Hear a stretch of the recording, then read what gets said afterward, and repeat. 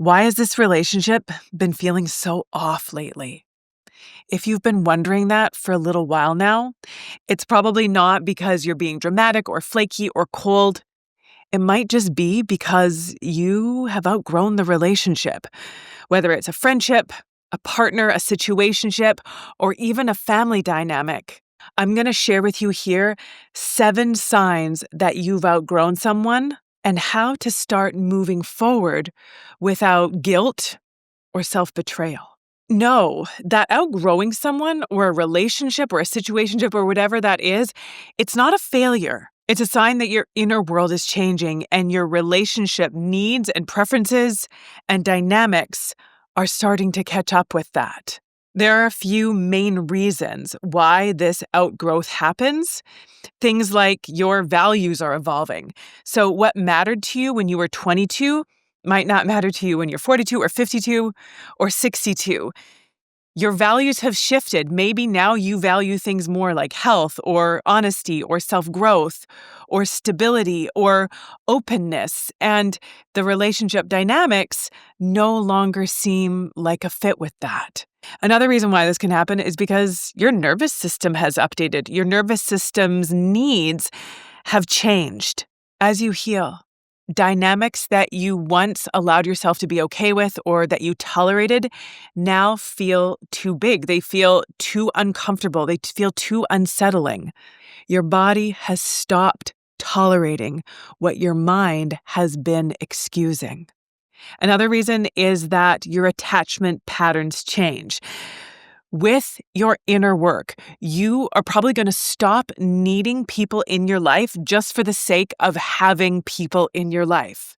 Now that you feel better about who you are, you like yourself more, you are naturally going to be okay with having time to yourself and with yourself and not necessarily need so many people in your life as those distractions from that. And it also means that you're going to be more judicious and intentional about who you spend your time with. You're going to want to be with people that complement who you are, that feel in alignment with who you are, people that you feel good about yourself when you're with them, not just anyone who happens to be available. You're not using relationships just to fill in and distract yourself from the noise because there's just so much less noise. Feeling that secure attachment with yourself, feeling good with yourself starts with learning how to trust yourself more. And if you want some help with this, I have a mini course for you. It's my simple steps to self-trust. You can get more information about that. The link is in the description below. Another really simple, straightforward reason why we outgrow certain relationships is just because our life stages change. And what we had in common with someone at a certain stage, we no longer have in common with them at this other stage. If you were single and then you become with a partner and then you have kids or you move or you're into different hobbies or you move more into a caregiving role or you're in a stage of grief or loss or recovery, your bandwidth, your priorities, your interests shift. And that's completely normal.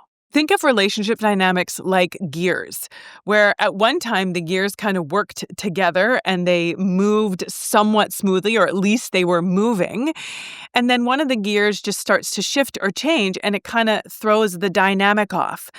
Now, it doesn't mean that one gear is faulty or bad. It just has changed and it starts to grind instead of run in its kind of smooth or its functional dysfunction that it did before, whatever that was. It's just a change and it no longer fits. And that's just a normal thing that happens in many relationships. So now let's go through those key signs that you've outgrown the relationship so you can start to get that clarity for yourself. The first sign, you're doing all the emotional labor. You're the one who's planning, who's initiating, who's repairing any kind of upset or any kind of disagreement. You're the one who's managing the vibe, who's putting so much into the relationship, trying to read their moods, trying to make everything okay for everyone. You keep the peace and they keep doing the same thing. The balance is way off. Now, here's a little side therapist note. If you were raised to be the fixer, then you're used to this. This feels normal. But as you do your own inner healing, as you do your own inner growth work, that's going to shift, and you're no longer going to feel that drive or that anxiety that's driving you to make sure that everyone's okay, that you're the fixer, that you're the one that's putting in all the effort, that you're the one smoothing everything over all the time. You're not going to have that same kind of fear or that drive or that anxiety inside of you. And so you're going to start to notice it, and you're going to start to realize that, like, oh, I am the one who is putting in all the work, and I don't know if I really want to do that. I don't know if this relationship is worth that for me. And notice what happens when you just start to take a step back and are no longer putting all the effort into the relationship. See what happens. And also manage any guilt that's coming up with you around, oh, I haven't reached out to this person in a while, or I haven't made plans with them for a while, and ask yourself, have they reached out to me for a while? Have they wanted to make plans with me lately? And start to check yourself around whether or not you actually have been the one who's been carrying the relationship, and ask yourself if you want to keep doing that. The next sign that you have outgrown a relationship is that you leave the dynamic feeling smaller, feeling less like yourself, not more like yourself. You leave the dynamic questioning yourself, wondering what they may have meant by something, feeling kind of like something is off, that you didn't feel like this connection with them. You didn't feel like you were on the same page with them. And it wasn't just once, it's been happening a lot lately, where you leave a dynamic questioning yourself, doubting yourself, not knowing what they think or what they feel about you. And it's kind of playing in your mind where you're like, something has shifted. Something doesn't feel as safe, as comfortable, and as easy. And this has been going on for a while. Now, this may be something that you might want to address in case the other person is harboring some kind of underlying longstanding resentment or bitterness or hurt that they haven't addressed. If you want to, again, not going into that being that over-fixer and that over-performer or that over-functioner in the relationship, but if you would like to, if the relationship feels worth it to you to address this, to acknowledge this and ask them, hey, did something happen? Is there something we need to talk about? I get the sense that something is off. And then if they deny it or they say, no, and I don't know what you're talking about. Everything's fine. You're reading into everything too much, but you know that something is off, then it's okay to just sort of leave it at that point and see what happens in the dynamic from there without you necessarily putting a ton of effort forward for a little bit, just to see what happens. The next sign that you've outgrown a relationship is that the conversations feel forced. It doesn't feel easy. What used to feel easy and flowing now feels awkward. It feels effortful. It feels like you're scrambling, trying to find things to talk about or to keep the conversation going or to relate to. Maybe you've shifted in a lot of your views, in a lot of your ideas, in a lot of the things that you find interesting, and it's no longer in an alignment. And that's okay too. You know that saying of that people come into our lives for a reason, a season, or a lifetime. And maybe this person isn't one of those lifetime people, that they were there for a reason. You were going through something in your life, or it fit at one point, and that was the person or the relationship or the connection that you needed, but things have shifted. You both have shifted, and it no longer feels as easy and as flowing and as light or just even just as connected as it used to. The next sign, and this was a really big one for me in one of my relationships, is that you hold back sharing good news. You hold back when there's something that you're excited about, that you're proud of, that is going well, that you're just, when you have something in your life that you just feel like you're going to burst if you don't tell someone, and you find yourself not really wanting to tell that person. They're not one of the people that comes up in your mind anymore as the person that you want to pick up the phone or send the text or mention it to the first thing you say to them the next time you see them. Your progress, your wins, your joy, you don't really feel the desire to share with them because you don't think that it's going to land the way that you want it to anymore, or you think that they might minimize it or even get jealous or judgmental of it, and it's going to make this kind of weird, kind of awkward dynamic, or you think that they're just not going to acknowledge it at all. That you're going to bring all this enthusiasm and this excitement and be proud or happy about something, and they're going to give you little to no reaction.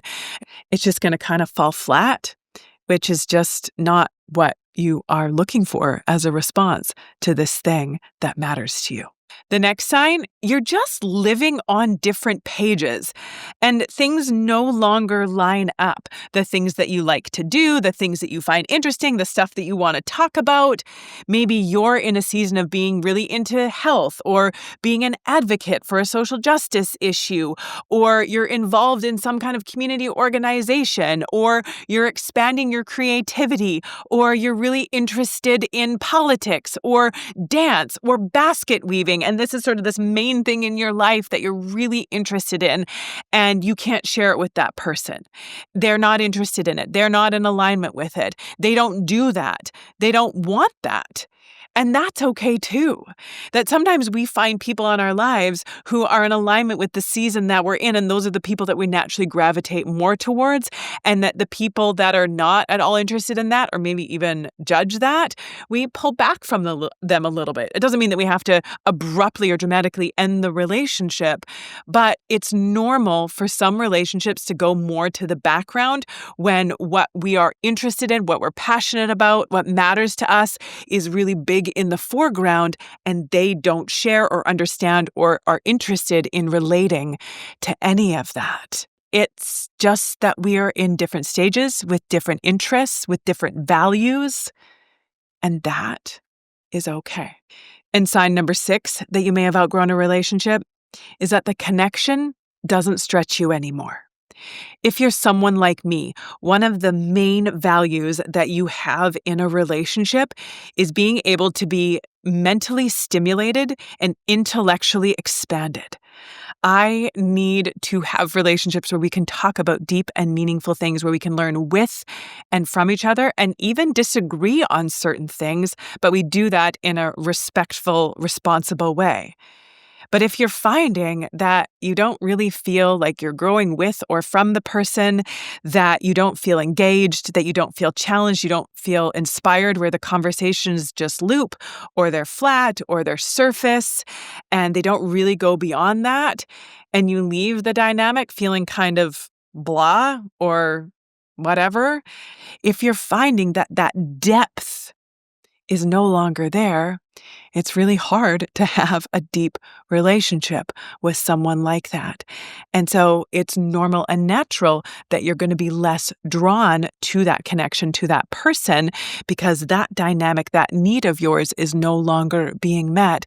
And so taking a bit of a step back and exploring different relationships, different dynamics, different people that are in that similar place as you now.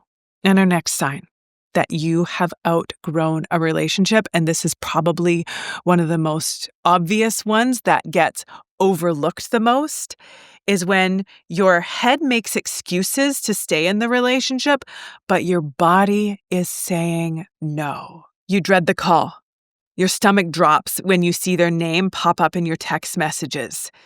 You feel uncomfortable at the thought of spending time with them. You rehearse replies or even conversations because you're worried that you're going to say something, that they're going to take it the wrong way, that things are going to go downhill fast. You feel like you have to walk on eggshells or tiptoe around them, but you tell yourself, it's fine, it's okay, I can be the bigger person. But if it keeps happening all the time, that is a sign. Or it can be just a little bit more subtle, where you just find yourself not wanting to make the call, not wanting to make the plan, feeling apathetic about spending time with them. Or maybe just something has shifted in the dynamic. It no longer feels in alignment, and you can just tell that you're in different stages, and your body is telling you with that resistance, with that reluctance, with that anxiety, that this is a no. It's time to start listening to that. It's time to start paying attention to that. And to help you get even more clarity about this, I have 3 S's for you that you can run through even right now. Press pause in between each one and do a little self-reflection to get a little bit more of that clarity. And the 3 S's are self-honesty, small experiment, steady review. Self-honesty, asking yourself, what's true for me right now? What do I need right now? What do I have to give right now? The second one, that small experiment. Take a step back. Set one boundary. Resist the urge to do one fix-it and see what happens. See how the dynamic changes. See how the other person responds or doesn't respond at all. And then the third one, that steady review. Checking in with yourself and asking yourself, how do I feel now? Do I feel relief? Do I feel sad? Do I feel guilty?